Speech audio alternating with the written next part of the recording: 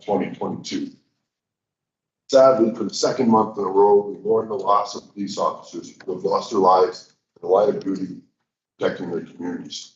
Before I recognize the lands on which we are meeting, I would ask the board and those present to observe a moment of silence as we pay respect and honor the tragic and senseless loss of South Simcoe Police Service Constables Devin Northrop and Morgan Russell and RCMP Constable Shaylin Yang, who died in the line of duty.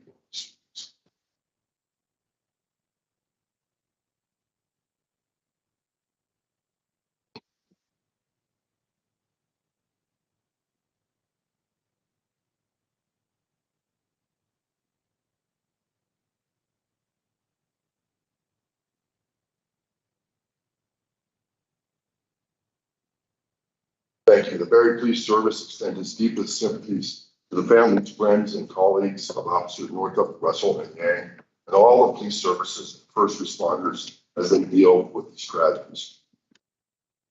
Also, Chief Greenwood, Deputy Allen, Deputy Johnson, the board would like to extend its appreciation and support for the members of the Barrie Police Service who have been instrumental in support for the South Simcoe Police Service during and after the tragedy, and for all the hours of difficult work that went into planning, administration, and implementation of last week's funeral service. Thank you.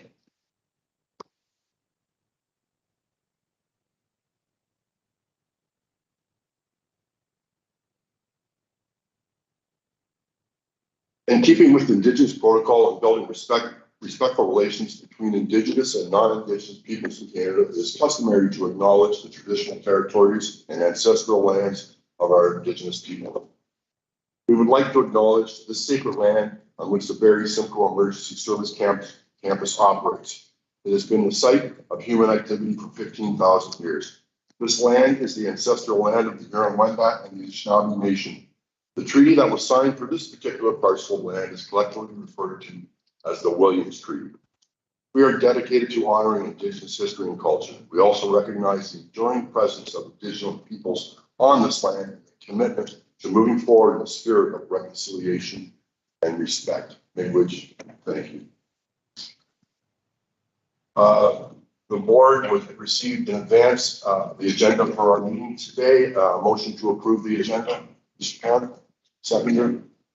Ms. Strong, any questions, comments with respect to the agenda? All those in favor? Thank you. Is there any declarations of conflict of interest from any members of the board with respect to today's agenda? Seeing none. Also provided in advance of the meeting was the minutes for our meeting of September 15, 2022. Motion to approve those minutes. None. Ms. Strong, any questions, comments with respect to the minutes? Those in favor? Thank you. Chief Greenwood, I'll move it over to you in a minute with respect to our 2023 police service budget. Just to advise those who are in attendance or maybe watching, the budget has been worked on for several months by senior management. The finance committee of the Barrie Police Service Board reviewed the budget in detail. Then at that point, the budget was presented to the entire board, reviewed again in detail, and as a result, this is the budget that Chief Greenwood will be presenting to us today. Chief, over to you, please.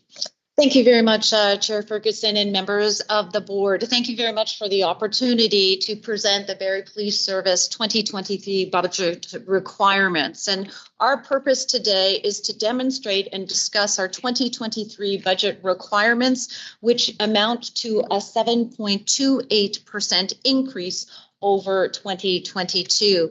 And you may recall back in 2021, when preparing for the 2022 budget, we were asked to forecast our budget for 23 and 2024. And at that time, our team forecasted a 6% increase from 2023, and then a 4.2% increase for 2024.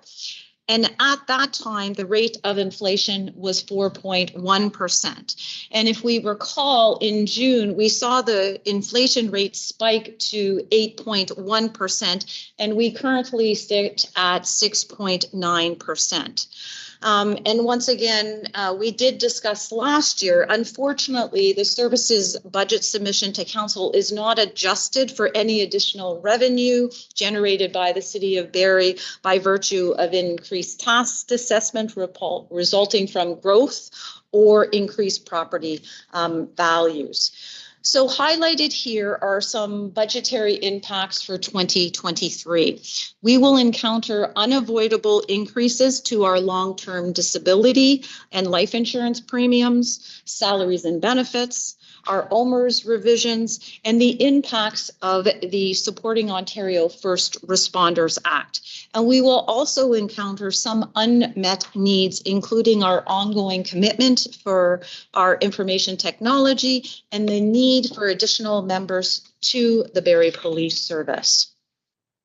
This slide here gives us a better understanding of why we have unavoidable increases in 2023. As you were aware, there will be contractual salary increases in January and in July, plus the cascading effects of those shift premiums and experience pay. We also are aware that our benefit usage rate, and there will be some increases, which include a confirmed 15% increase to our long-term disability premiums, an estimated of 8.2% increase to our CPP premium, an estimated 7.2% increase in our EI premiums, and an estimated 3% increase to our health and dental premiums. And we have a confirmed increase of 5.1% to our life insurance premiums. And we have also been advised that there is a change in our OMERS plan provisions for our non-full-time members. And how do these unavoidable increases affect our 2023 budget? If we were just to stand still as a service without increasing our current year's staffing numbers, salaries in 2023 would result in a budgetary increase of 3.5%. The related benefits will require a further increase in 1.7%. And assuming that we maintain our 2022 overtime budget, the budget request will increase to 5.2%. And then when we look at our salaries and benefits for members who are supported by the Supporting Ontario First Responders Act, we will add another 1.5% budgetary increase. So in total, salaries, benefits, overtime, and using our 2022 staffing levels result in an unavoidable increase in the 2023 overall budget to 6.7% over what we see in 2022. Considering our total budget requirement is an increase of 7.2% increase, that leaves us only with 0.58% for other unmet needs and non-discretionary items. So this brings us to our staffing requirements for 2023. And we know that our members are our greatest and most important resource. Staffing for our salaries, benefits, and overtime represents 94.4% for our 2023 budget request. As some of you will recall, in 2016, the board approved a 5-year HR staffing plan, which provided us with our authorized strength numbers for our sworn and our civilian positions for the year 2017 up to and including 2021. And this chart on this slide represents the approved plan. The yellow represents our civilian members and the blue represents our sworn strength. And during the time of 2017 to 2020, our staffing followed the approved plan. However, in 2021, it was essential to put on hold to adhere to budgetary restraints. And in 2021, 10 positions were strategically gapped, and numbers remained at our 2020 levels of 118 civilians and 245 sworn members. And in 2022, adhering to budgetary direction and community expectation, our civilian strength did grow by 3, and our sworn complement remained at 245. So for 2023, the addition of 4 civilian members and 5 sworn recruits positions are required. When we discuss what staffing requirements are needed for 2023, our priorities include our ability to deliver an effective police service and the stress and member wellness concerned related to unreasonable workloads.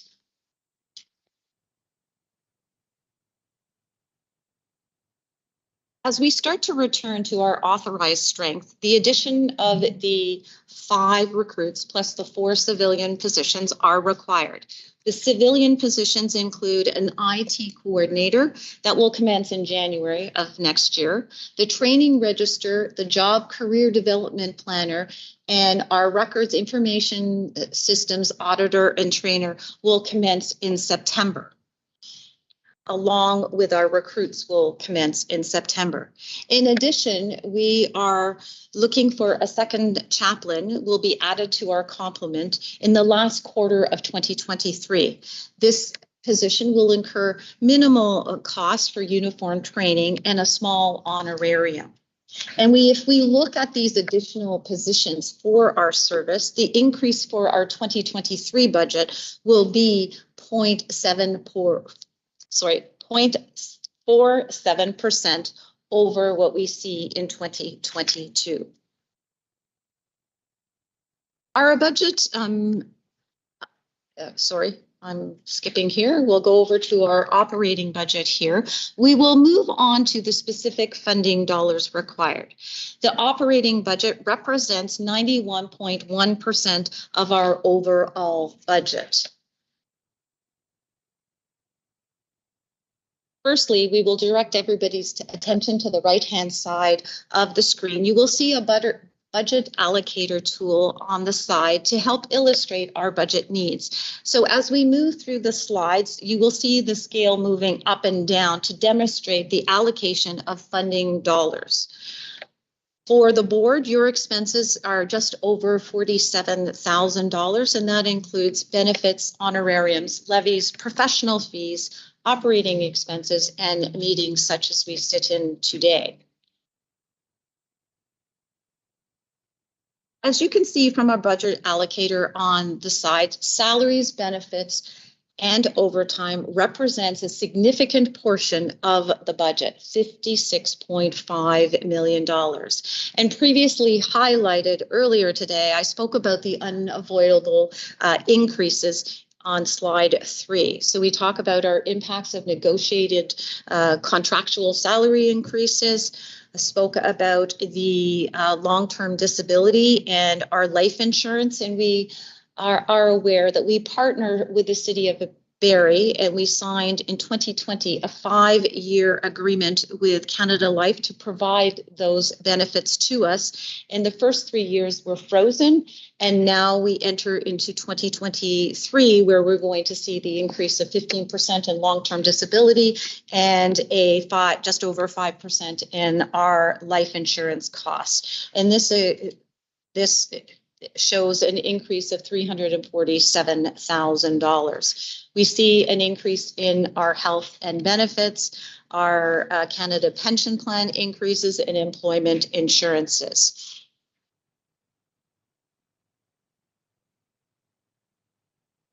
If we look at our operating expenses, it represents 10% of the total budget request, which in amounts to just under $6.5 million.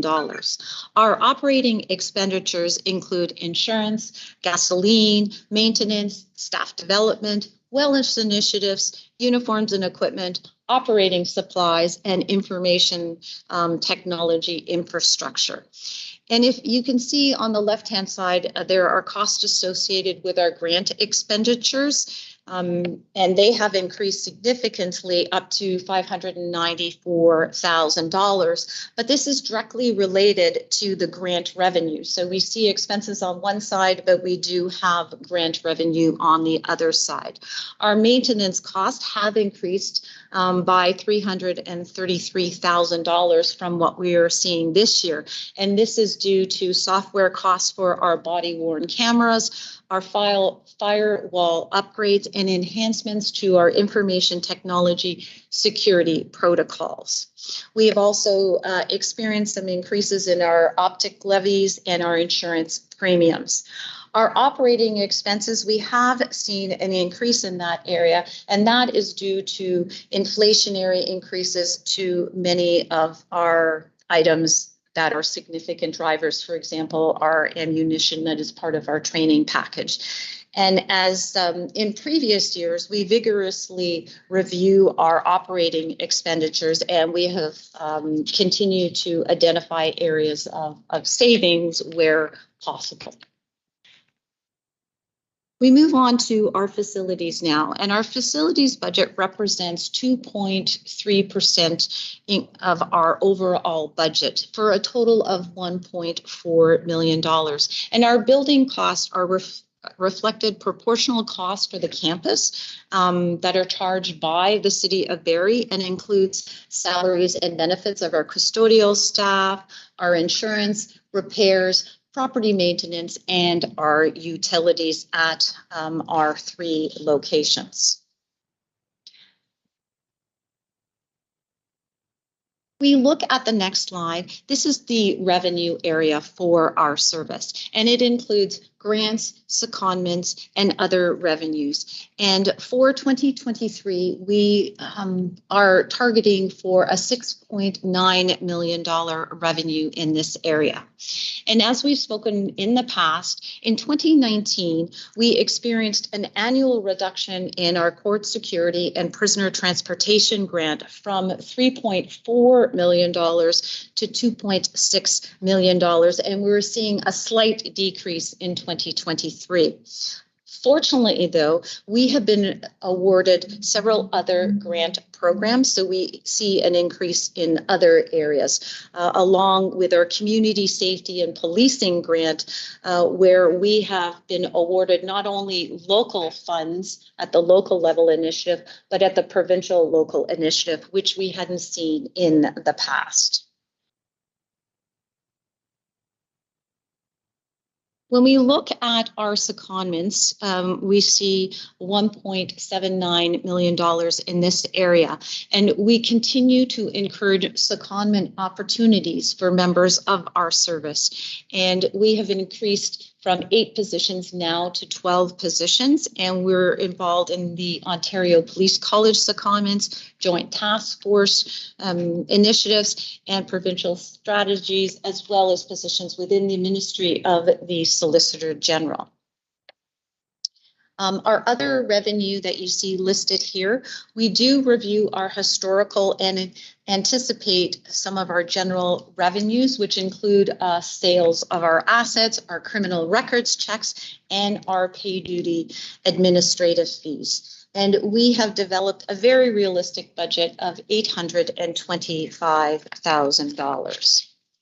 We also, with the new sworn members that are going to be assigned to our service, we are able to receive development funding from the City of Barrie, which is just under $100,000, and that helps us with the recovery of costs for uniforms and equipment for our members. So overall, the service's revenue grants and other recoveries has increased in 2023 by $1.2 million from last year.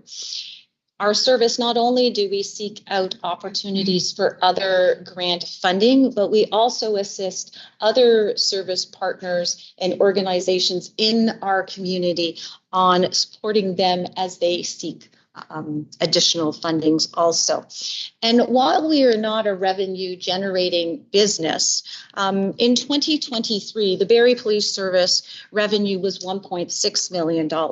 And I can say today, as we move into 2023, we are successfully generating $6.8 million.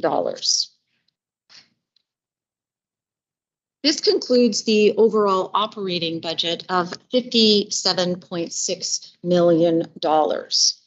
I'll step us into our capital reserve budget. And the service's tangible capital assets of $1.6 million represents 2.6% of our overall budget.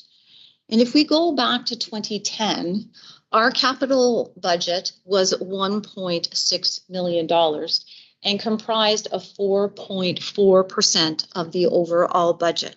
So at a very high level, I'll go through each of these areas. For our fleet, we have $780,000 there. So we have a slight increase there, but we will be purchasing 2 electronic vehicles and 1 hybrid car. And in these funds that we've identified here, we've included an 10% increase just to address the inflation rates, which is part of the industry standards right now. In regards to our information technology, I did in our operational budget indicate that we are investing greatly in our information technology, and we are also investing through our capital reserve to replace some of our workstations. We are upgrading our mobile equipment and the replacement of our antiquated telephone system. I have spoken regularly about our radio equipment. We have, since 2014, been in a radio upgrade position where we are phasing out our aging radios and replacing them with an upgraded technological platform that has encryption capabilities. Our specialized equipment ensures that we are equipping our frontline officers and our specialty members with the equipment that they have been trained on and required to perform the functions that they do. And on the right-hand side of the PowerPoint presentation, you'll see the City of Barrie radio system upgrade. And this is a program where we are partnering with the City of Barrie and Barrie Fire and Emergency Services, and we are transferring $220,000 into supporting the Astro radio system. And to date, we have contributed, since 2014, $1.5 million. And then the next few years, we are committed to provide another $1 million. So when we look at our transfer to capital reserves for the Barrie Police Service and the City of Barrie radio system upgrade, we're looking at $1.8 million. In addition to our operating and our capital reserve budget requirements, there are significant legislative items that have a direct impact on the service's budget request. We have the influence of supporting Ontario's first responders legislation on the service, and this has been significantly impacted our service since the introduction in 2016. So when we look at the total salaries and benefits for members supported by this legislation, it will represent an increase from 2020 to 2023 of 26.2%. And in addition to that, we will be budgeting a transfer to the WSIB reserve of $500,000. So we have a total of $3.6 million there to support that legislation. When we look at the Next Gen 911, we are very fortunate as a service that we have invested in resources and we have invested in funding over million to prepare for the implementation of Next Gen 911. So this year, we are contributing just $55,000, and that really just speaks to the annual maintenance cost for the software that we already have in place. So our total legislative impact is $3.7 million. So this slide here is a visual aid showing the breakdown of the 2023 budget requirements.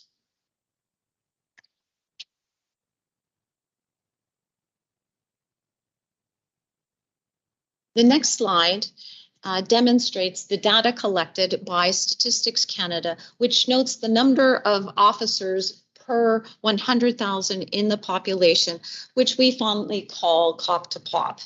This chart shows data from 2018, 2019, and 2021. There was no data collected in 2020 due to the COVID-19 pandemic. So you will see in 2018 and 2019, we grew from 158 to 160 officers per 100,000 in the population. But by 2021, that ratio had dropped to 156 officers per 1,000 in the population, which reflects our growing population in the city of Barrie and the lack of growth within our sworn members. When we compare ourselves to similar sized municipalities, we find ourselves in the middle of the pack. But we are well below the provincial average for 2021 of 176 officers, and even further below the national average of 183 officers. And last year, we introduced this chart to illustrate how increasingly challenging it is to maintain an affordable police service in the city of Barrie. The updated chart illustrates the percentage of the Barrie police budget of the city of Barrie's overall budget, which has been declining despite the ever-raising population of the city of Barrie. In 2011, we comprised just over 25% of the city's budget, and we currently sit at 22% of the city's budget. After much consideration, the Barrie Police Service team has determined that the municipal funding required to provide an adequate and effective police service without significantly impacting the current service level in 2023 is comprised of our operating budget of $57.6 million, our transfer to capital reserve of $1.8 million, and the legislative impact in the amount of $3.7 million, with our municipal funding requirement of $63.2 million. Thank you. Thanks very much, Chief. Questions from the board for the Chief? Comments? Darlene, please. I guess I will ask one question, Chief, just to confirm. So when we say legislative impact, which isn't the term the public generally uses, that means rules, legislation that is put on the service by the province that we are required to follow. So these are costs that we simply are told you must accommodate, whatever amount they reach. And that's primarily the Supporting First Responders Act, which is the presumptive legislation around PTSD. Okay. So when you know, a fair amount of this presentation, Mr. Chair, focused on, you know, costs that are structural. They're baked in. It is what our cost from year to year is, because we have collective agreements, because our insurance companies send us a bill and we can't really argue the bill or fundamentally make changes. 15% benefit increase. I guess the two comments I would make, and I've made these comments, the first comment often, and you did say it this year, Chief, that there's no growth number in there. So, you know, when you see a number like 7%, that's a big number, but it's a growing city. And so the Barrie Police Service typically at 22% or 23%, whatever that percentage was of the city's overall budget, would typically get about a quarter of the new growth revenue to offset our own costs. And I think if my math is right, at $1 million, that's a little less than 2%. So you got to consider the fact that of that 7%, the growth related funding is going to pay for some of it. And then, you know, you have the impact that would ultimately end up on the property tax bill in Barrie. And I think, Mr. Chair, just like with city budgets, anytime we ask the public for more money, got to tell them what they're getting. And I think the choice this year is very clear that we are going to return the city to the sworn complement that we need to ensure we're answering calls. And we've all seen the posts on social media, and we're all aware that there are situations where our resources are very stretched and response times aren't what we want them to be for certain situations. And we've had very recent examples of incidents that require a huge amount of resources. And in those times, we certainly need everybody and everything. But I think more broadly, there's been a conscious choice for many, many years to stay below the sworn complement. And you can't keep doing that, especially now that the city's starting to grow, And I guess that's the comment I really wanted to make. That's different for me about 2023 and any other year I've sat on this board for 12 years, which is we're just seeing a hockey stick of growth now. All you gotta do is drive around the South End to see the new homes and apartments. And it's not just the South End, drive around the city, there's high-rise cranes going up all over the place. These are all people who will need police services. We're a people service. And as the population grows faster, which it most certainly will in 2023, because we saw the housing starts increase in 21, they're on a record pace in 2022. All that means more people in 2023 that are going to need police service, and we were stretched already. So I guess I'm making these comments a little bit because I'm aware that people will see a number like 7% and go, oh. But the two things I would say are, three things. We're historically underserviced. We're at a time of higher inflation, and we're seeing that in the benefit costs and the fixed costs. But most importantly, the city's growing. And I think it's our responsibility as a police services board to present a budget to city council that ensures the adequate police in the city. And that means people for our police service. Question. So, please. Thank you, Mr. Chair. Echo Mayor Lehman's comments and say that I'm pleased with what I'm seeing with the budget in bringing up the staffing plan to the sworn complement, and also highlighting that we have brought on a lot of civilian members so that we are utilizing civilian members where appropriate, so that we can benefit from their expertise. And also sometimes that's less cost to the organization, but more importantly, it just allows us to have more sworn officers on the roads, out there in the community, responding to calls, and that's where we need our sworn officers. And so I think this staffing plan, as much as it gets us to our full complement of sworn officers, also takes great advantage of civilian skills and opportunities, and that's really important to highlight in the budget as well.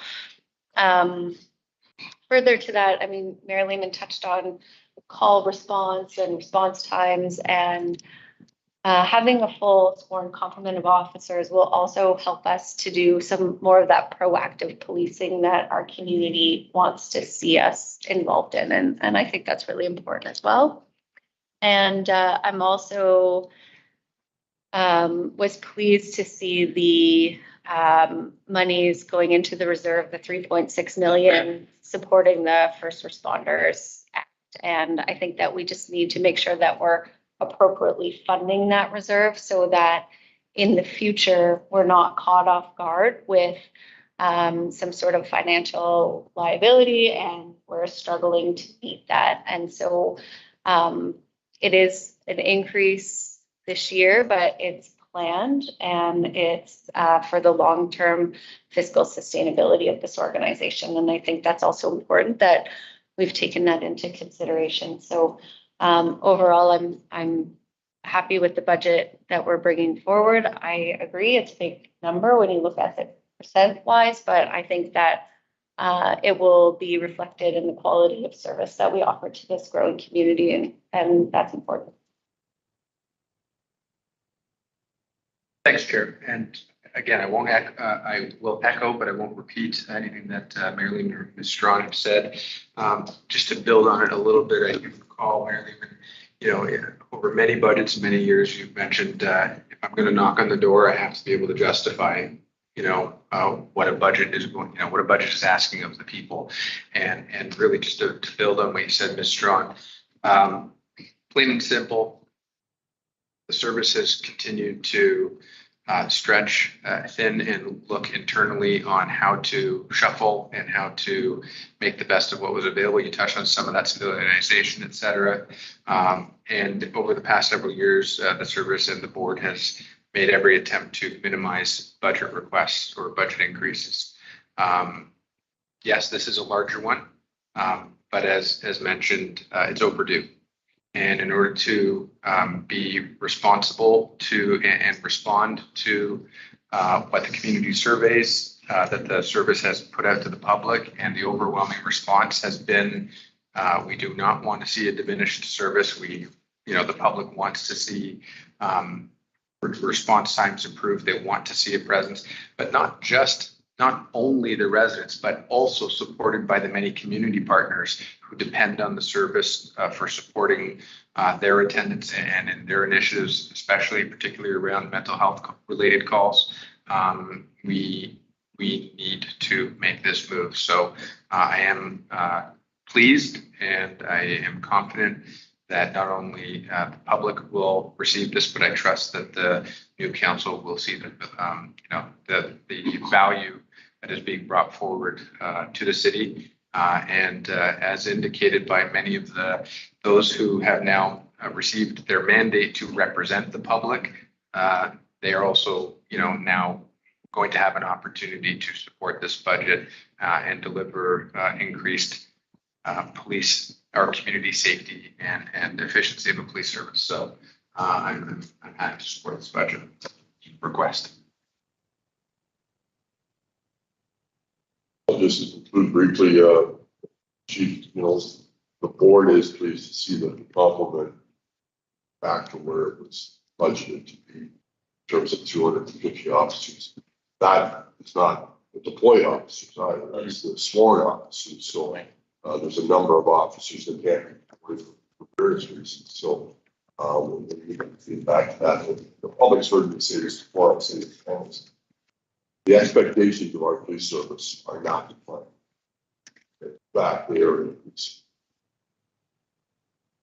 No way that continue to meet the expectation or do our best to meet the expectation if we can't have full complement of officers. And to reiterate the fact that a lot of the increase is contractual, we have it in place, regardless if we don't hire any people. The increase would be significant to be our contractual. So it's a big number, but it's I think the right number.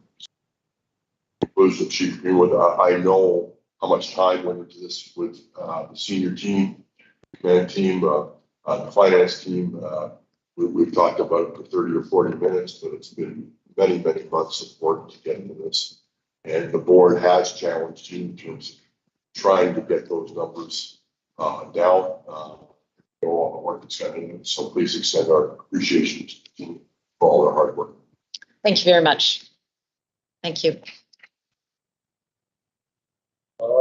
Let's put a motion. Oh, yes. The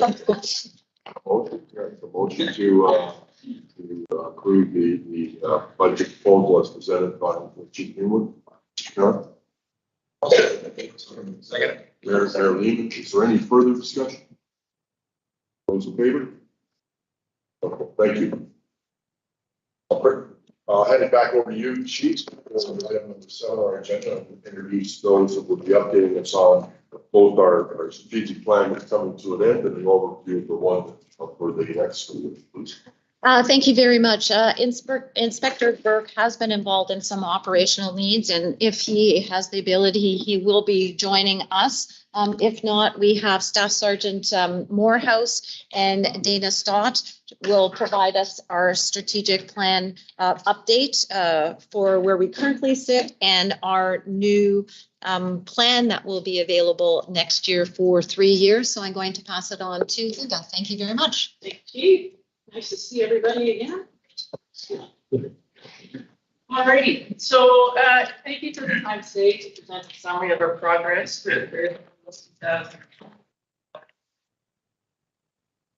And you've indicated we will also present the results from our recent internal and external consultations as they help shape our draft of the 2023 to 2025 strategic plan.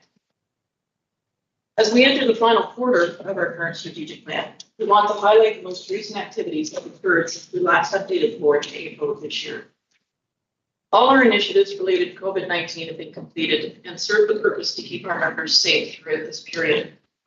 Once all pandemic restrictions ended, we saw an increase in community programs and events and an increase for in-person training opportunities. We were also able to be more engaged with the community for the 2023 to 25 strategic planning process. Police Week 2022, and most recently for our 2022 Community Safety Survey, which launched earlier this month and can be found at barriepolice.ca/survey. Since January of 2020, we have tracked 310 initiatives under the direction of the current plan. On the left, we have displayed how these are distributed based on the strategic priorities outlined in the plan. Most initiatives have fallen under community engagement collaboration. This is followed closely by organization excellence sustainability, and then crime prevention, community safety, and law enforcement. This pattern is consistent with trends we are seeing in policing as communities request more compassionate police services that work collaboratively with community partners to address systemic issues within the justice system. On the right is the distribution of these initiatives based on the year they occurred. You can see that even through a turbulent time like the pandemic, our membership continued to push the boundaries and create initiatives that help evolve our organization. The past 10 months have been an exciting 10 months for our organization as members focused on re-engaging with the community. On the right, you can see that of the 97 initiatives actioned from January 1st to September 30th of this year, 72 are new and 25 are existing or repeating in nature. This speaks to the resiliency of our service as we continue to find new ways to serve our community more effectively and efficiently. Some of these amazing initiatives can be seen in this slide. The pictures on the left relate to our first priority and include educational workshops hosted by the Barrie Police, and expanded partnership opportunities like our Bright Spot program, and volunteer initiatives like Citizens on Patrol. Our members were pleased to participate in person once again at community events that are highlighted under the second priority of community engagement and collaboration. Some examples include Pride Parade, Walk a Mile in Her Shoes fundraiser, and the Special Olympics torch run. We also created more opportunities for authentic two-way communication through various pop-up booths and a new Barrie Police podcast that provides insight into specific programs and areas of our service. Under Priority 3, members benefited from attending training opportunities like the Indigenous Awareness course pictured on the top left. We also hosted lunch and learn programs that focused on some different cultures in our community. Overall, the direction set by the current strategic plan resulted in Barrie Police members creating meaningful and impactful programs that have set the groundwork for the next stage. We will now focus on the draft proposal of 2023 to 25 Barrie Police strategic plan. It is based on, but not limited to, internal consultations with our leadership team, board members, and both civilian and sworn membership. External consultations include input from our various community stakeholders, residents, and fellow first responders and city partners. The feedback confirms that change is happening in law enforcement. More focus on proactive crime prevention, harm reduction, and community engagement with an inclusive lens are key subject areas. This shift in law enforcement can be broken down into 3 stages: procedural change, behavioral change, and cultural change. Reviews indicate our service has effectively created procedural change, and our current strategic plan has entrenched that direction and vision for the organization. However, before our service can create true cultural change, we need to embrace behavioral change and provide time to acknowledge the process and digest the positive results to date. With that in mind, the 2023 to 25 strategic plan is viewed as a bridging document that helps guide the service to the eventual cultural change that the community and membership desires. The bridging can be explained like this. When speaking of community partnerships, our past plan would use the term awareness, whereas today we would use acceptance to describe partnership opportunities. Eventually, we will move to embedding their services into our delivery model. Another example is transitioning from acknowledging silos to breaking them down and then rebuilding a more unified response. And finally, as we move away from enforcing with some support to enforcement with support, our future goal is balancing support and enforcement. Our current strategic plan was the first time we introduced evidence-based policing practices into our strategic priorities. And as such, our service members have developed an extensive understanding of the topic over the past 3 years. We hope to continue this momentum by using evidence-based principles in our daily practices with the goal to continuously improve the evidence gathered and the way we interpret and analyze it. And now we would like to present the draft 2023 to 25 Barrie Policing Service Strategic Plan. Similar to the current plan, we chose to focus on 3 main priorities, but with 2 objectives and 3 actions under each. In the bottom right corner is a reminder of our current 2020 to 22 objectives. Of our current objectives to help highlight how we have updated the language to be more focused and intentional.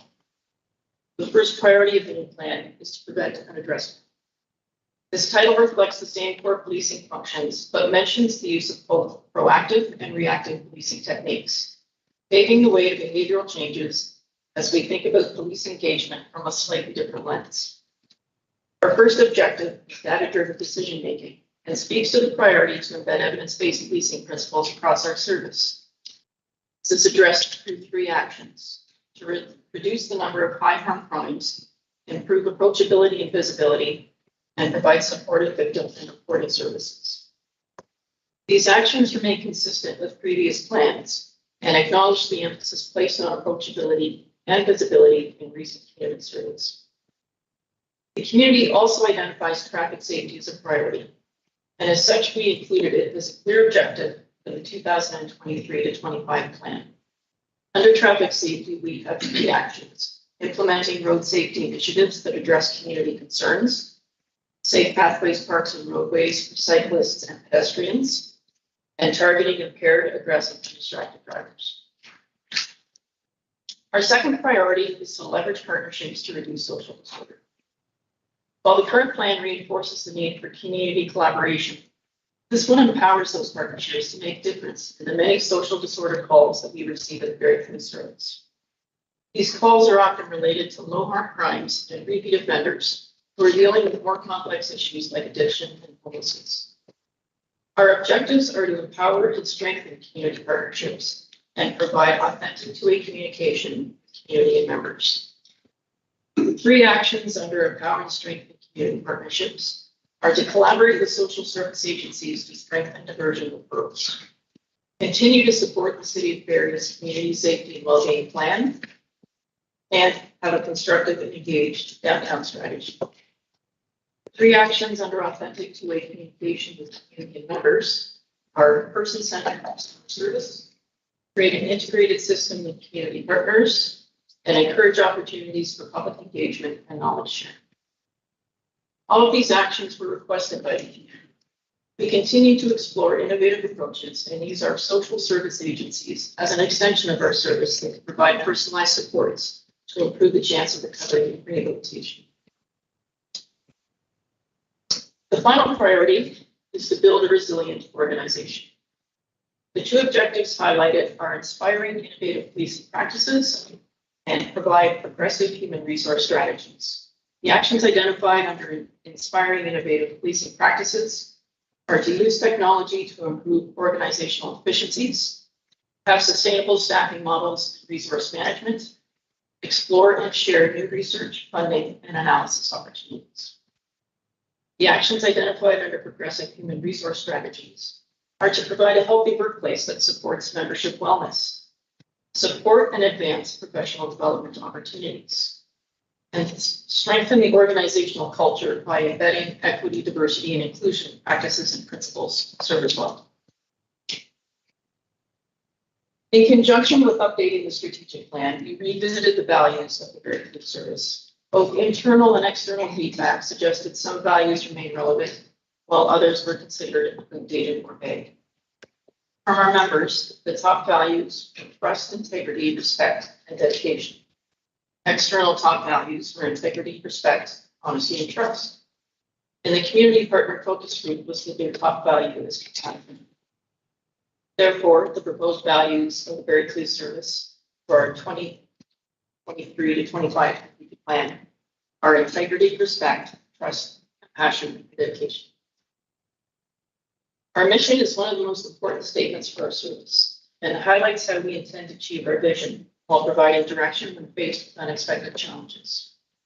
Consultations indicated our current mission is too vague and does not offer a balance between traditional and modern policing techniques. Suggested keywords include consistency, communication, wellness, proactive, emergency response, and enforcement.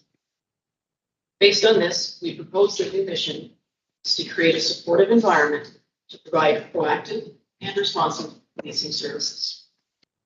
This statement effectively highlights the current culture of the Barrie Police Service as we embrace the proactive supports available in our community while ensuring we remain committed to providing dedicated policing services.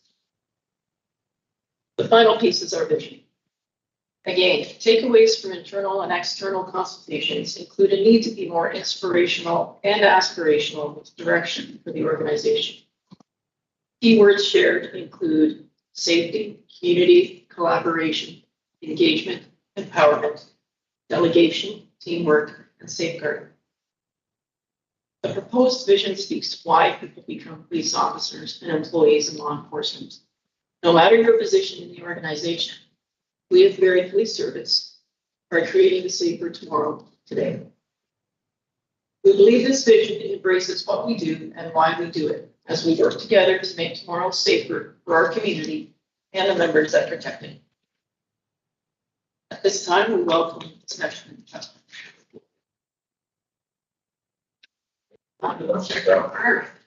And Inspector Burke has arrived from his other responsibilities.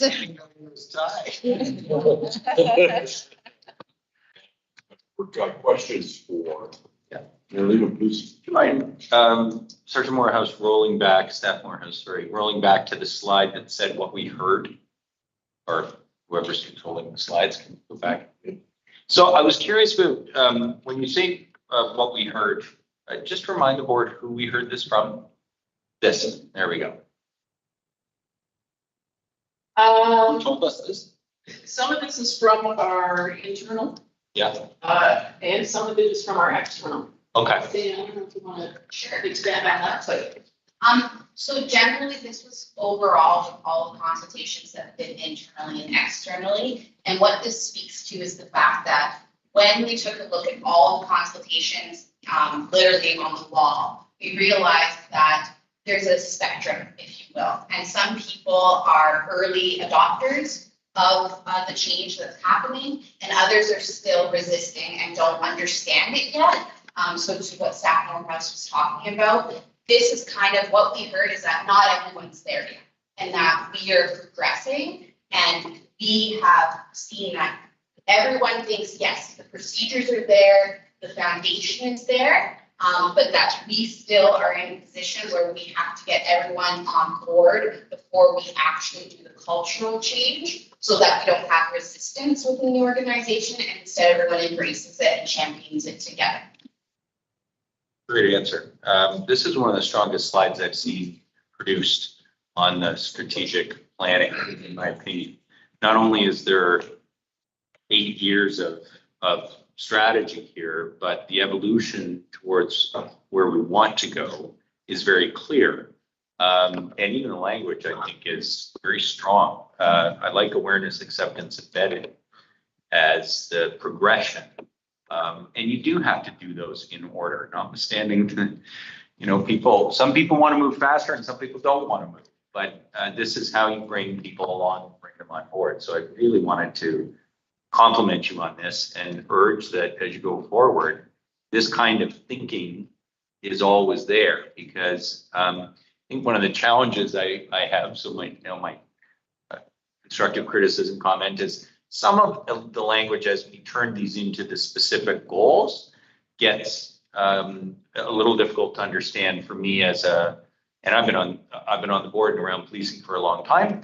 I can imagine that as I think we do need to remember as well that the strategic plan is a document whose audience is the public, not just our service. So while many of the words on the slides that follow will speak to our members and they'll understand what that goal is or means, not everybody out there in the public may understand what some of that looks like. So I guess I would urge us as we take this document, which is a very strong piece of work, and I wanted to focus on this slide in particular. There's a lot of good work here. And we start to communicate it to our community, who is paying a lot more attention to how are you evolving Barrie Police. We think about the words that we use to show them where we're going so that they understand it as well. Because I think the plan is excellent, and I think we want to communicate it in as strong a way as possible to show this. And then, I mean, this language is pretty good. There's a few expressions here that I think probably we could also simplify. But I always think about it like if I had 10 extra minutes with somebody, because I was sitting on a bus with them or something, and they asked me about this. What are you guys doing about your police service? Is it changing? What's changing? I would use different language than this to explain it to them, as would probably you or you, Rob. I mean, so I think the ideas are exactly right. And the plan is very strong. It's better than it continued to get better, and it shows the consultation, I think, and the effort. And I think what we want to do is communicate it as effectively as possible to our community. I'll just speak to, we wanted to resonate with our members, and we wanted to resonate in the community, in multiple parts of our community, not just a segment of our community. And we hope that it does this. To that point, Chief, you mentioned at the beginning when we say the word external. Can you elaborate on that? We did have a slide, I believe, of who is, when we say the word external, who is that?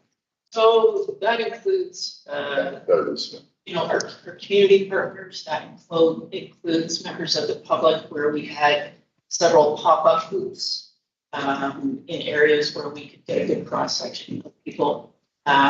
We did host a few town halls. I will say that the attendance was lower than we had hoped, but it tells us that we do better when we actually go out to areas where people are. It includes our surveys. We get feedback through our surveys, and we did have some one-on-one interviews and focus groups with different groups within our community, whether they be from faith-based, health, education, not-for-profit. So I think we did a really good job of trying to extend our technicals as many different places as we could.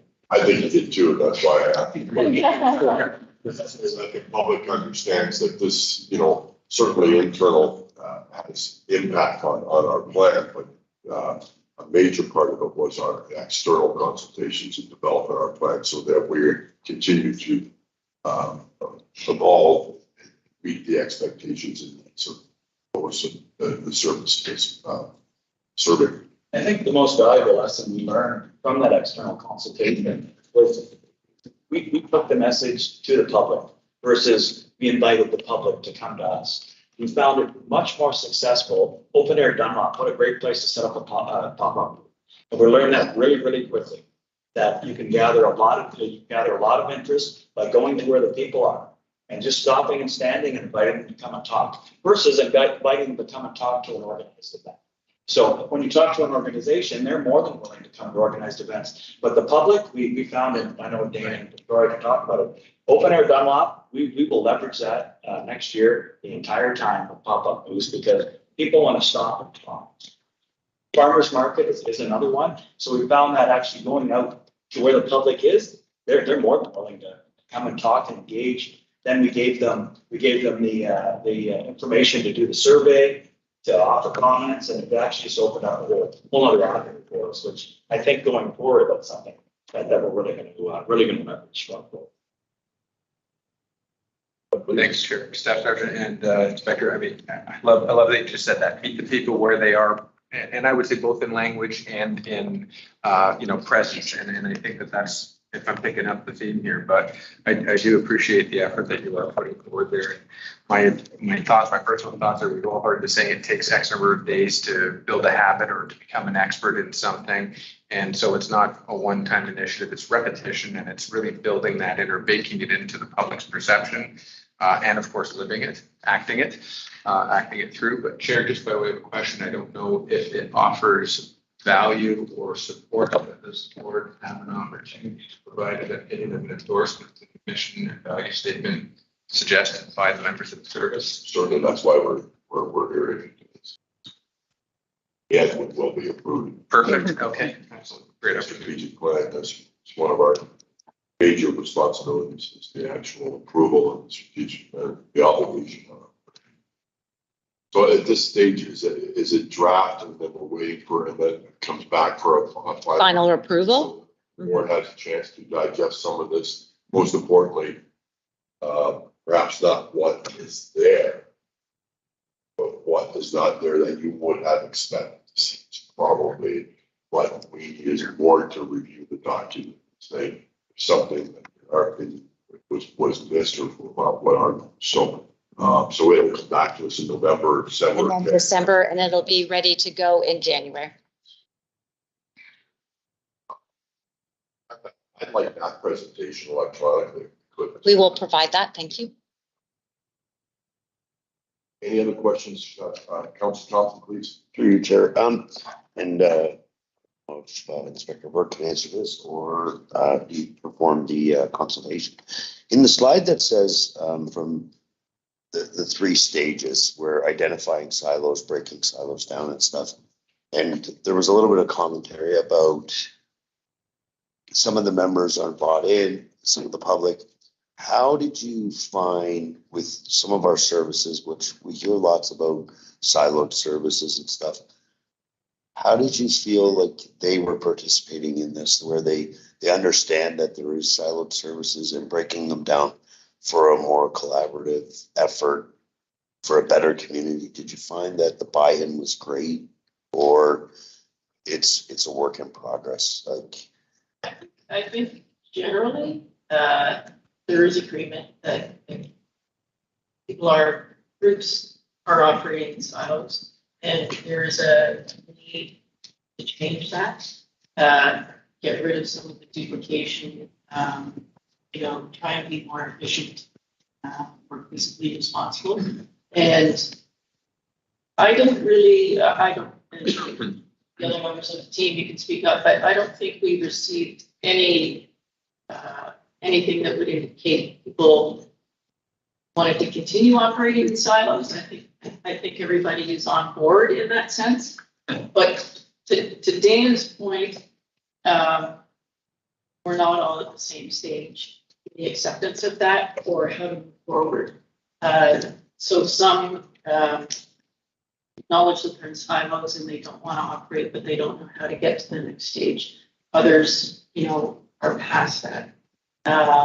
So I think it's being able to continue to communicate and continue to figure out how we can all move the same pace forward, or at least get to the same and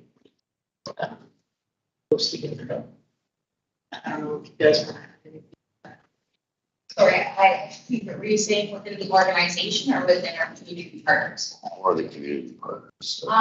I would say our community partners were very, very excited to break down silos and work more collaboratively, as well as internally at the suggestion of it. So for example, at our strategic planning day, we had the community panel from some of our not-for-profits and community organizations, and everyone thought that was just awesome because there was such a learning there, what we do, what they do, and ways that we can collaborate moving forward.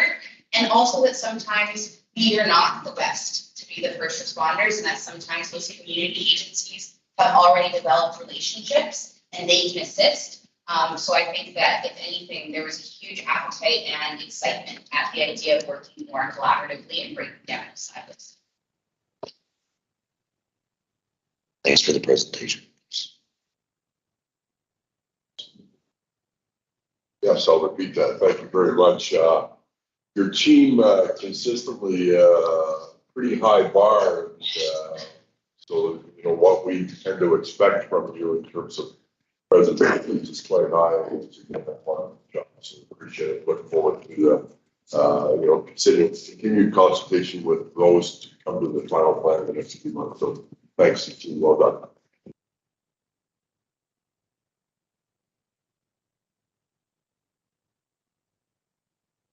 Sign out program update.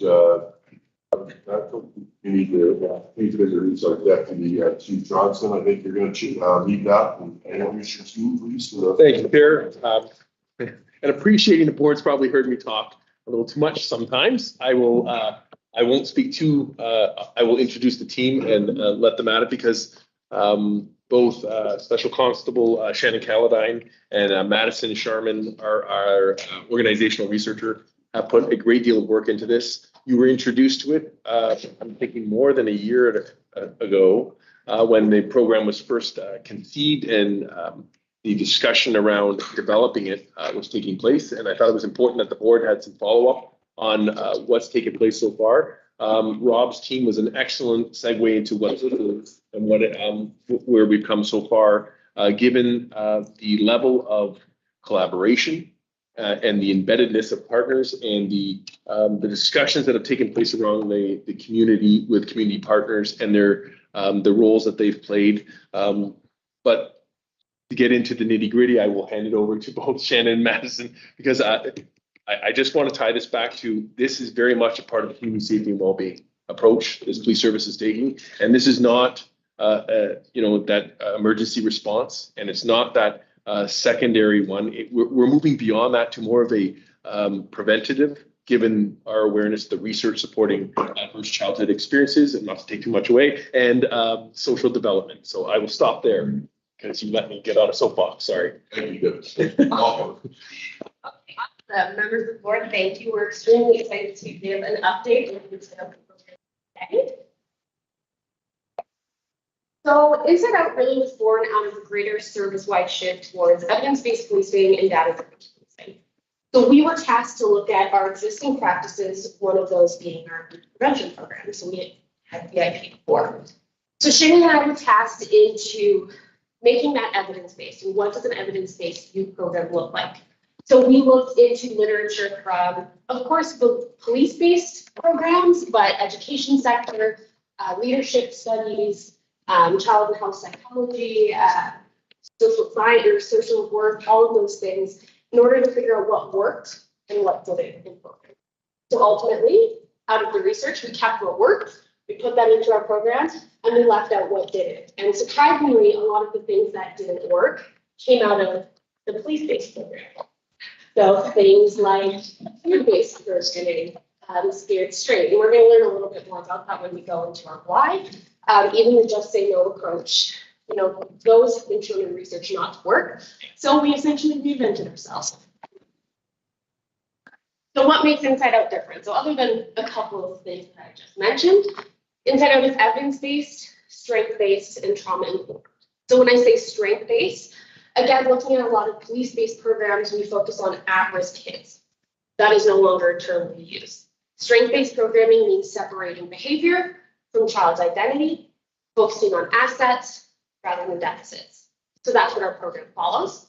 We're also trauma informed. So that really comes from the understanding that we are going to deal with youth from a variety of different backgrounds. Some have experienced extensive trauma, especially coming out of the COVID-19 pandemic. That was an experience of trauma for a lot of youth. So that comes from making sure a program is both physically safe, but psychologically safe. So that trauma informed us. I will also say the Inside Out program requires consent. This is very different than the VIP program.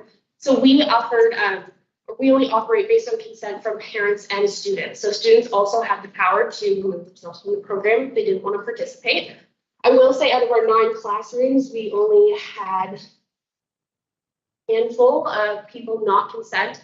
And we actually had a few join as the sessions continued. So they may have heard from their friends or kind of reevaluated their safety and decided that was something they wanted to participate in.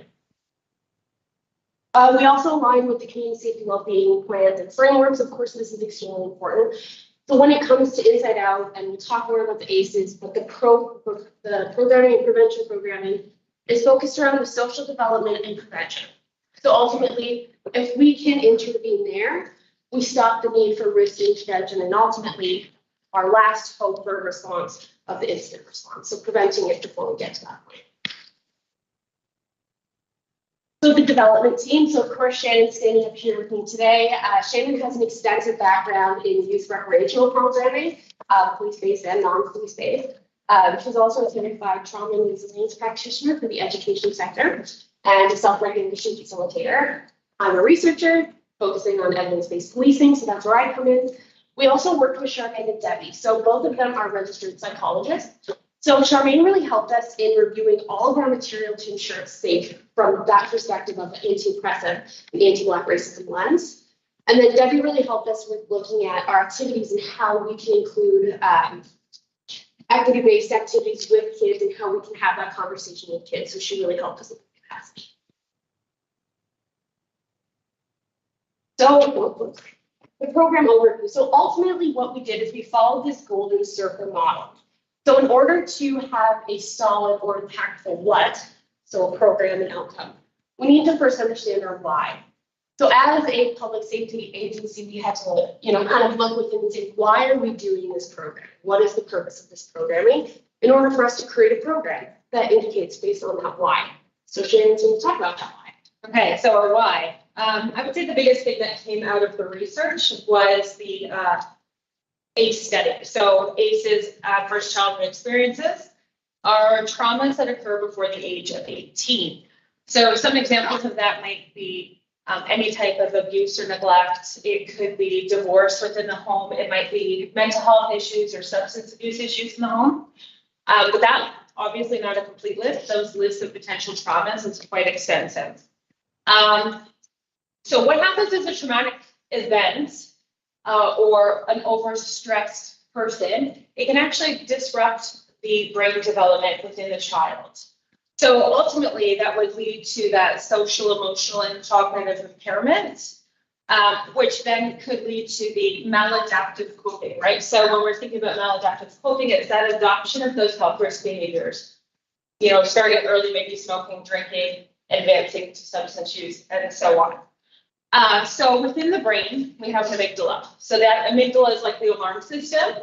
And when that gets triggered, it actually hijacks the thinking part of the brain.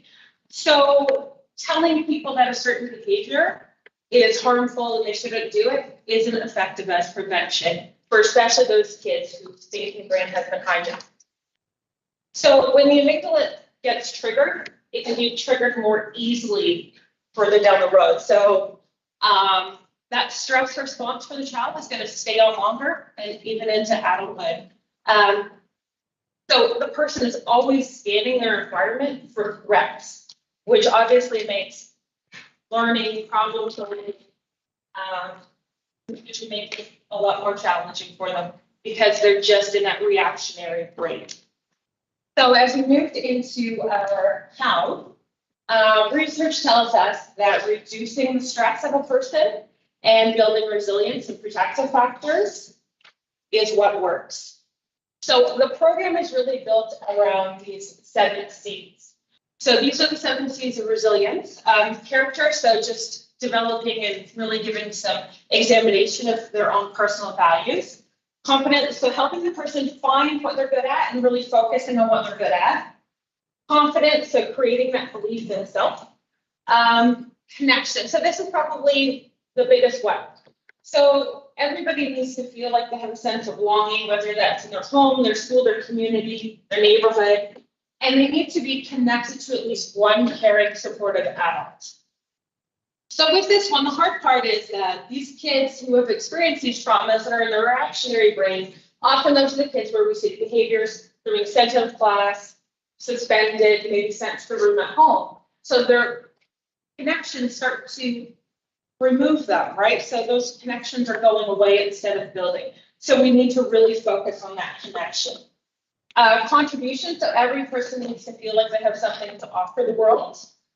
Control, so having a sense of power. So within the Inside Out program, it's heavily focused on youth voice and youth choice. So it's not about the adult in the space lecturing, it's about the peers all speaking amongst themselves. That person is just more so there as a facilitator. And then coping, so managing stress and self-regulation. So within the program, we actually talk to the kids about that amygdala and how the brain works and how those reactions happen, so that they have a better understanding of who they are and why they're acting in certain ways. So it normalizes it for all the children in the space.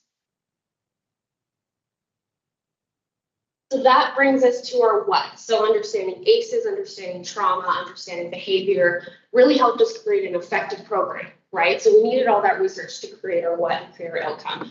And we're excited to say our outcome is a positively evaluated program that has been proven to increase student wellness, specifically in those 7 C's, right? So that's what we focused on in the program, and that's what we focused on our measurement, because that's how we evaluated success.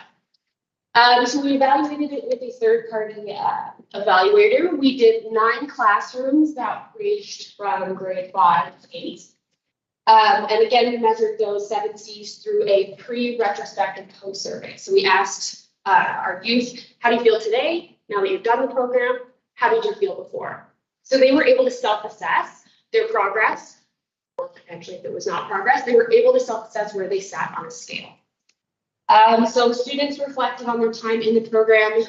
Interestingly, we found in the results, female identifying students and those who self-reported as racialized showed greater increases. So they rated themselves higher after the program on some of those scales. So that's just something to note out of our findings. So these are our 9 indicators that were statistically significant. So we had 9 out of our 11 become statistically significant. So what that means for us, we hit the mark on 9 out of our 11, and then the other ones we missed, we need to reevaluate, are those still relevant? How can we do better to meet those, or do we need to change some things around? So not surprising to Shannon and I, our top 3 here in terms of self-reported percentage increases are values, goal setting, and emotional regulation. That is what our program really focuses on. So we're glad to see that that's what students took away from the program as well, reporting the most increase within those. We also had 2 procedural justice-based questions, so that I know it may seem a little different to ask kids this, but ultimately we need to hear from them in terms of where they're thinking. So we asked how they felt in terms of being protected by police and if they think the police are fair. So it's nice to see our baselines are really hitting around 4 out of 5, so they were pretty high. However, our post measures still came out significant. So although a small jump, there is statistically significant improvements in that. And that just shows the importance of that relationship building piece. So what did students learn? These aren't tick boxes, we had them check. This is actually from qualitative data that we then brought in and coded. So this is student identified takeaways, which is really cool. So treating others with kindness and respect, the importance of values and focusing on goals, how the brain works, like Shannon said, we really gave them that language to understand, why am I feeling this way? Why am I getting upset? That triggering so they can understand what's happening to themselves, personal development, empathy. We did an activity on invisible backpacks, and that was extremely impactful for the kids. That came up a lot. Bullying, coping, and then police work and laws came in here, not out of any of our lesson-based materials. Kids got really excited, asked us a lot of questions of what it's like to be a police officer, what's illegal, what's not illegal. So that's kind of where that language comes from. We don't formally talk about that in the program, except in our conversations. If, the kids want to know about it, it comes up. So our plan for EDI is about being intentional in creating environments where everyone feels valued, respected, and safe. And we just want to ensure that we're staying connected to our consultants, our community, and our organizations to engage in those meaningful conversations to ensure all the materials are safe and relevant for all students. So on the next slide, the future of Inside Out, I'll just go over a few things that we've done and where we're kind of going. So we've already held 2 workshops to date, and we've sent invitations to several community partners and agencies. We're exploring different opportunities with those who are interested, as well as exploring using Inside Out as a youth diversion program. We've partnered with the City of Barrie, and Inside Out was piloted as an after-school program as well, and as well we used some of the Inside Out activities during our EMS camp partnership with the City of Barrie. We're currently partnering with the City of Barrie and the Women and Children's Shelters Violence Prevention Program and offering free PA day programming at the Peggy Hill Teen Community Center. Owen Sound piloted Inside Out through a summer program, and they're looking to roll it out as well as an after-school program. And we're currently working with Shacks World, and their staff will be hosting the Inside Out program at their community center. That's it from us. I'm sorry we rolled over maybe 2 minutes too long, but we're very passionate about this program. So That's clear. Thank you very much. Thompson, question. First of all, I love the program. I may look that old, but I do remember Dare and so I do love this approach. I'm a firm believer that, we talk a lot about our social issues, that it's a generational repair. And I find that if we get to troubled children, it's easier than fixing broken adults. So I'm a believer in that. I noticed that a lot of this program's offered through organizations.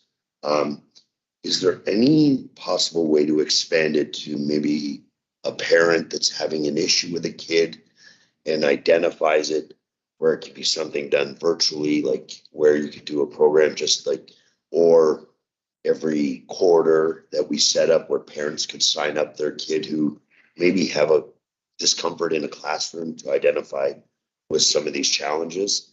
I actually love the program, and I think Ms. Strawn may agree with this because I know her feelings, but I won't speak for her. But it's nice to see that after this program, the thought of policing in school and being there and changing the attitude by, like you said, but I'm a firm believer that police in school is a very important thing. And I know some members of the community don't believe that. I'm not one. So I thank you, and I think it's great work. So. Thank you both. I do agree. I mean, it's a phenomenal program. One of the things that struck me actually first was when Inspector Burke was here, he did mention that sort of a bit of an evolution from the programming as well. And the first thing I noticed is Sherman, when you mentioned that the first thing you recognized was that the policing programming, base programming wasn't flawless. It was actually the short, so in that previous presentation, we saw awareness and then acceptance, that evolution through the strategic plan. So, I'm recognizing that here as well. So that's fantastic. I'm curious. I mean, as Councilor Thompson mentioned, the numbers do speak for themselves on your line graph, pre and post, interpretation, that kind of thing, and acceptance. But how would you describe the environment and the persona of the facilitator? Were there uniforms worn? What impact, if any, did that have? And I don't want to bias that by good or bad. I'm curious. That's a great question. So Yeah, for sure. Okay. No, yeah. So in our qualitative data, I actually was able to facilitate essentially me in the class. I asked the teacher to leave, I asked Shannon to leave, and I asked students in our qualitative, essentially like a big giant focus group with chocolate and candy, and it was a lot more exciting. Something not for uniform. And that was also in our survey because we wanted to give more students. We also asked our educators. It's mixed. So we did not receive a full consensus. It was, I would say, about 50-50. And so what Shannon and I kind of came up with in consultation with our community partners is a hybrid. So coming in plain clothes and actually having a uniform kit that we put on the table and pass around. Oh, here's the handcuffs, here's the vest. I get to feel this, I get to experience it, so that when it comes in a physical form, it's already been broken down. It's not so scary. And that comes out of the trauma-informed approach, because uniform can be very triggering for some students. So that's where we landed on the uniforms collaboratively, because we didn't receive a consensus in the data, which was actually really interesting. So the pre and post, would that, dumbing it down to my level, would that show that that the trust grew through the program? So that it would show in our, if I think the police are fair, feel protected by the police, some of those procedural justice questions could increase. But we didn't ask students how they felt about uniforms before or after. That was more about, now that all is said and done, what are we thinking? Now that we know Shannon is a human, what are we thinking? And a lot of it was, oh, Shannon was great, so the uniform didn't scare me. So once it became personalized, then the uniform was not really there. Some of the students did mention that at first they were taken aback and were nervous to have me in the classroom, but then said over time they felt better. Thank you very much. Appreciate it. Can I jump in? And I'll just pass on there. And Councilor, to your question, and fair, police in the school as a broad topic, obviously recently, and to be sensitive to the where the world's at right now, we have to, as a modern police service, recognize there are some strong concerns, especially from groups or populations within the school population, and we're sensitive. We are a police service to all of Barrie, and so it was particular attention was paid to this with respect to working with other groups, because when we talk about subject matter expertise, we are not it in terms of early childhood education, obviously, but that's why so much consultation took place, and we're working with so many groups, because while we want to be participating in their lives in some aspect, and they see police in a positive light, or at least an informed light, we still recognize that the more partners we bring on board, the less silos, and you have that working relationship. So ideally, we'd have this program delivered in partnership with other services, and it builds it's just a different way to build another bridge. And what was not mentioned, and it should be, is when we look at an evidence-based program, this was not a predetermined success. So both Madison and Sharman are well aware that had this shown not negative, but unproductive results or negative, we can't continue to do, not that, so DARE we do know caused harm. It wasn't beneficial. If this program was harmful, the plug gets pulled on that and it's redeveloped. And so if we're going to be there, it has to be a positive, do no harm, and be a positive effect for that interaction. So I just wanted to point that out. Barely, I only have a question, but before it's board okay, obviously we're past 6 o'clock, extending our meeting to 6:15. Is everybody available in agreement with that? Yeah. Okay. Barely, you have a question? Okay, so yeah, I love everything about this. So this is just tremendous. The thinking, the decisions that were obviously made to move in this direction with our prevention programs and our youth programs, the approach to it. I only wish therapy was as strong as the 7 C's for most kids. And honestly, we are preventing crimes 40 years from now by helping kids become more resilient today and coping with ACEs. This is so essential to the Alberta family wellness approach, the opioid crisis, and so many other things. I've been waiting for this. So it's awesome to see it. What other metrics are you using for success other than the self-reporting of the participating students? Are you going to look at their pathway over time? Yes, there's some privacy concerns. Yeah, I was going to say the privacy issue is an issue. Yeah, so that impacts our longitudinal studies. However, we can look at different geographies in terms of calls for service that would maybe be tied to some of those types of incidents. We'd be seeing troubled youth calls, those kinds of things within geographical areas that receive programming. So there's a couple different ways we can look at it long term, but always continuing that testing as we go. So whatever mode we're in, whether it be school, partners, after school, whatever that looks like. Continuing that self-report, but continuing the qualitative data as well, because we did even ask students how they think we could improve the program and always just kind of learn. Yeah. So, the problem with the geographic stuff is so coarse, it's very hard to draw conclusions that the program itself had affect the causality of it. So I think like if you can, I know it's a privacy thing, but ask the consent of parents to check in about the kids. So if you're, how old are the kids you're delivering this to? So grade 5 to 8, right? So if you can do a 3 and 5 year check-in, like get parents to consent. Can we just call you and see how things are going? Like, even if it's qualitative data, I honestly feel that, because when we were trying a couple of pilots over the last few years, through Chef government, we confronted this issue with privacy constraint. Everything can be overcome with consent, properly documented, properly laid out. But it's going to be tough to get enough that you can sort of say kids who did the program did better than kids who didn't. But you can probably get a lot of the stories and understand, especially if they're kids who have high ACE scores, whether they did better, if you will, or if the program helped them. Because there is so much right now out there in that age group of anxiety, of struggling with whatever caused the ACE scores, let alone sort of baseline stress that exists when you're a preteen and a teenager. So my only other question, Mr. Chair, was really about how we get this into a much broader audience. I can imagine the school boards are a handful on this. Where did you pilot it in schools though at 7?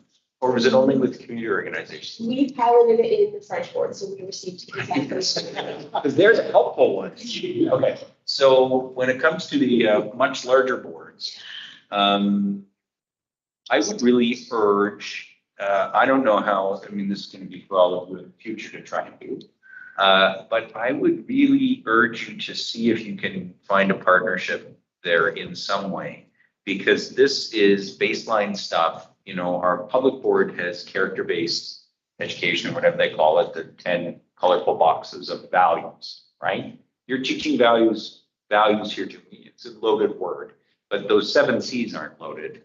Those are great things that any education system in the world should be able to recognize and value. And so if there are qualified people to teach that and provide that as I think it's amazing that it's coming from a police service. That's the other thing. I gotta say, if my kid came home from school and said, we did this today, I would never have expected a police service to have delivered that.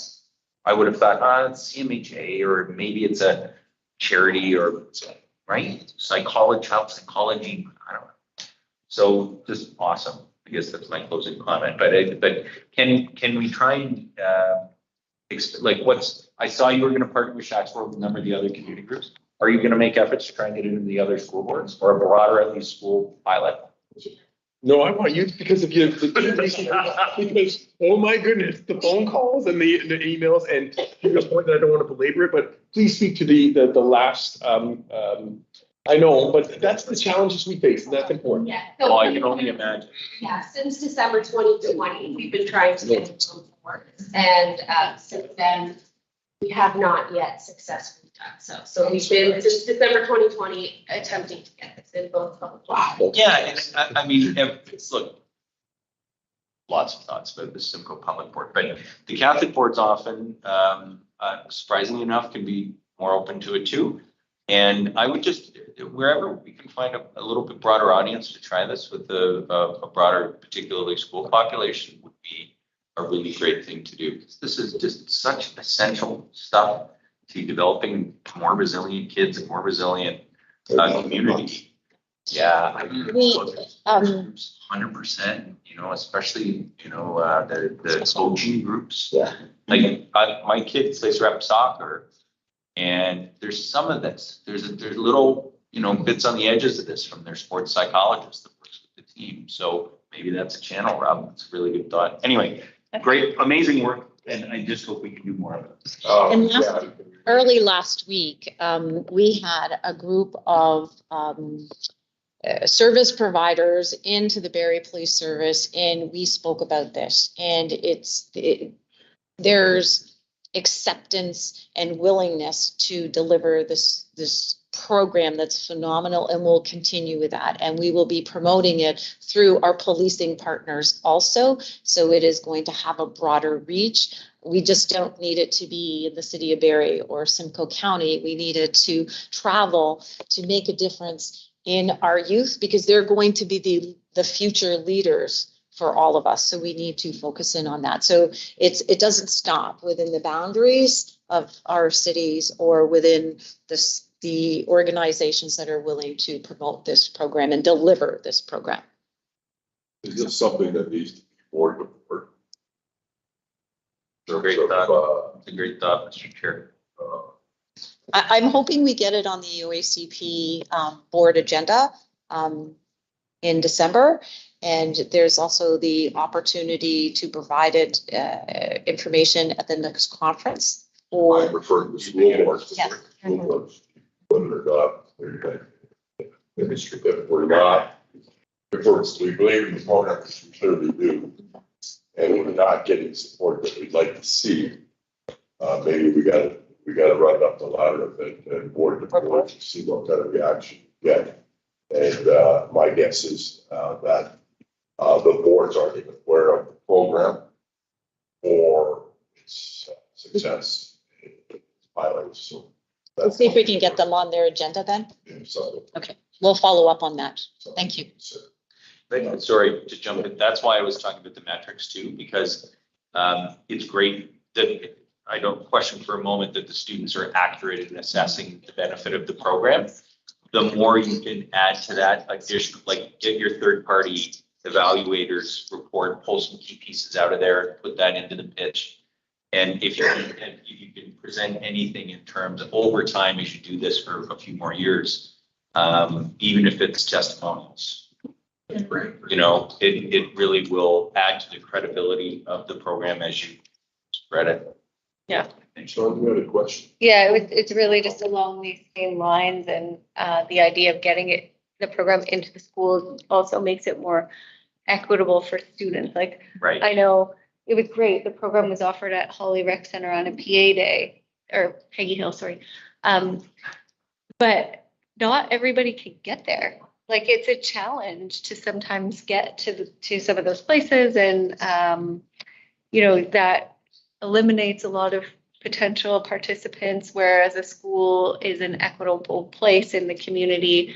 The other thing that I was thinking of was YMCA, because they are very invested in youth programming, and then they have a federation that is Ontario and Canada-wide. So this is like when you're trying to push something out, the Y can push things out to associations across the whole country even. So that's a good partner, and I can link you up with them. Thank you. And your trustee. Yeah. Yeah. I can see Mr. Khan's got his hand up, but we'll be here till 7 o'clock.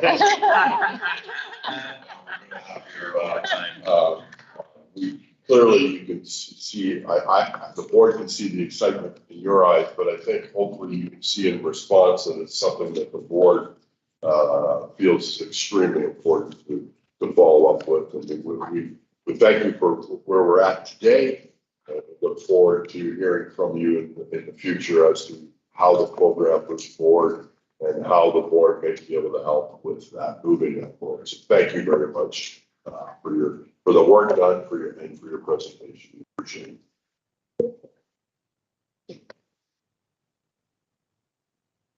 There were 2 items in the consent agenda distributed in advance that would know public complaints. A motion to receive those items.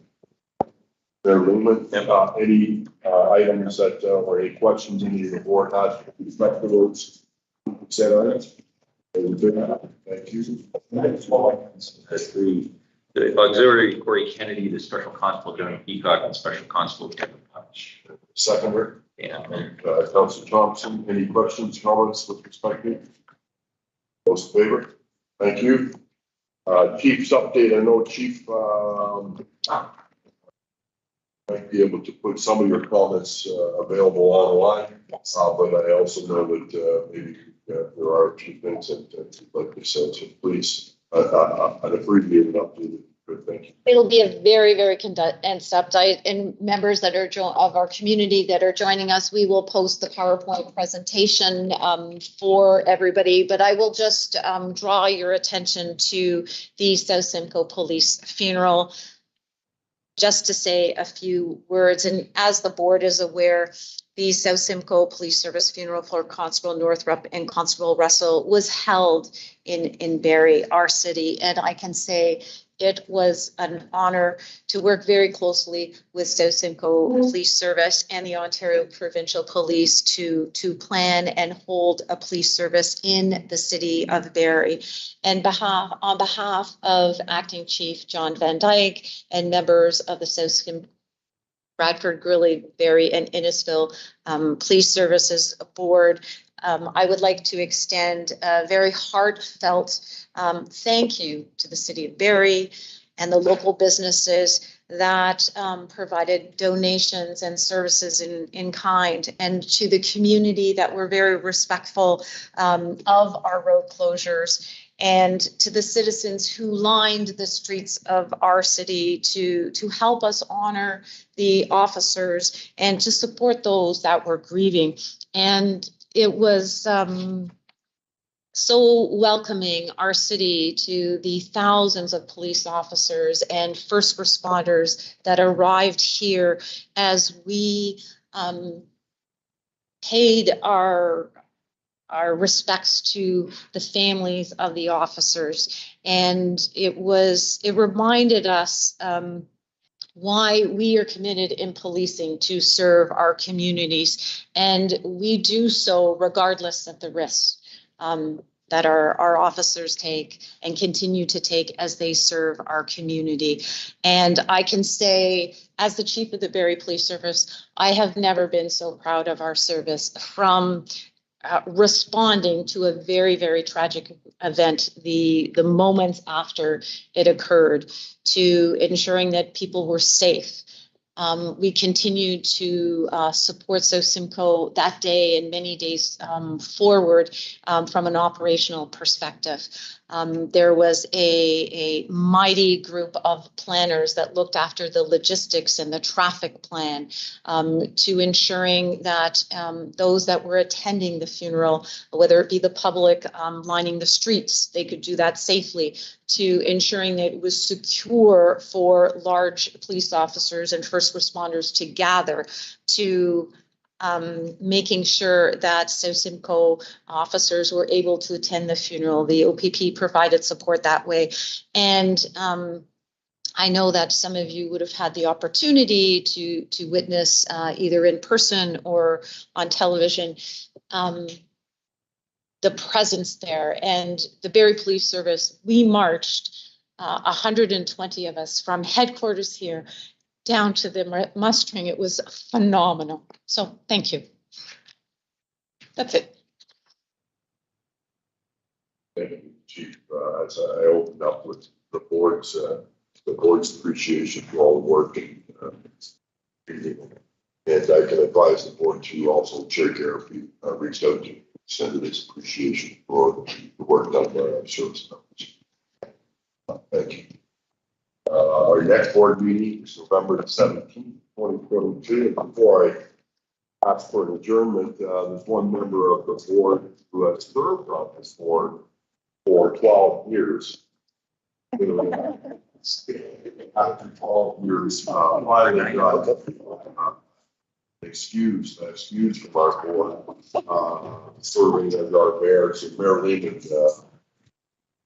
half the board today, very, very lucky.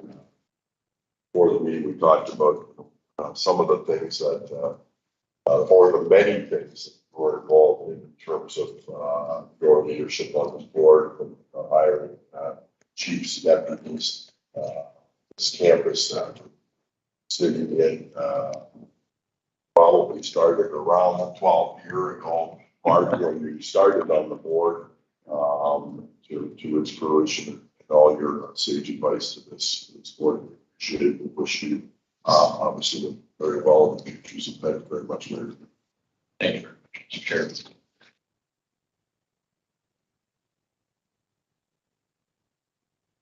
Chair. and clear retirement. Retirement.